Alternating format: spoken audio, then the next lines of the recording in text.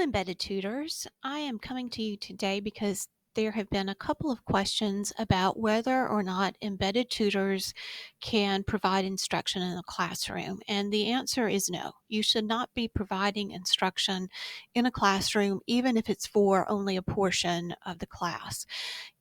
You should never be instructing the entire class as a whole, even for small portions of the class. And so I decided that maybe a way to clarify what you can be doing is to share a document with you that I shared with the instructors who have embedded tutors. And I believe that most of you were included on the email that had this attached to it. But if not, I just wanted to share this with you and point out some highlights to you. So the first thing that is included is a little statement here about what instructors can expect from assigned tutors. And you'll notice that there is a specific statement here that says tutors should not take on an authoritative teaching role. So you should not be delivering classroom instruction. That's what this means in any capacity. And the next page has calendar ideas for the instructor just to see some things that can be done before the semester starts, some things that could be done on the first class. And of course, both of those are already passed for us now, but there are also some suggestions about things that can be done before midterm and also after midterm. So we are about a quarter of the way through the semester. So we should start looking at things before midterm and around midterm over the next few weeks.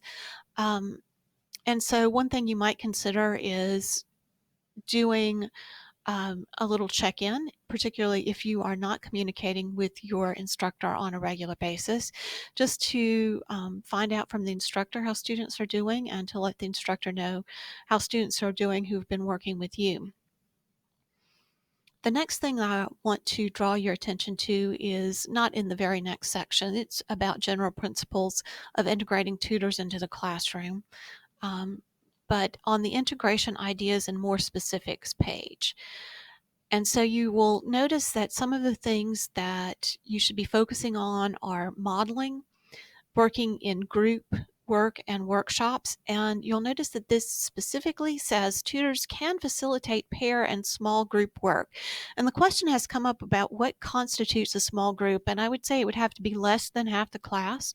And it should be whatever the instructor considers a small group on a regular basis. So if the instructor regularly has students to work in pairs, then that's a small group. If the instructor regularly has students to work in groups of 4 or 5, then that would be a small group for that particular class. And then finally, to promote tutoring. And so if students need more support than they can get in a classroom, please feel free to refer them to additional tutoring either on campus or online. This chart for lesson ideas has some great information about things that you can be doing in the classroom. So you can participate in peer review activities, working with individual students or with pairs who are working in peer review to talk about parts of their drafts that are challenging or to model for them the way that peer review should take place. You can work with small groups, pairs, or individuals to work to catch up students or to help them with skills that perhaps they need some work with. You can work in the computer lab or the classroom, depending on what type of room you're embedded in. You can field questions about formatting and content, and of course, I think this is where you're most comfortable, reminding students to consult the prompt and then relaying any questions or comments to the instructor. You can also give feedback on particular assignments. If work has been given back to students with feedback, you can help the students understand the feedback either in pairs, small groups, or as individuals. And probably working with individuals is the best bet in that case, and working with students to plan their writing.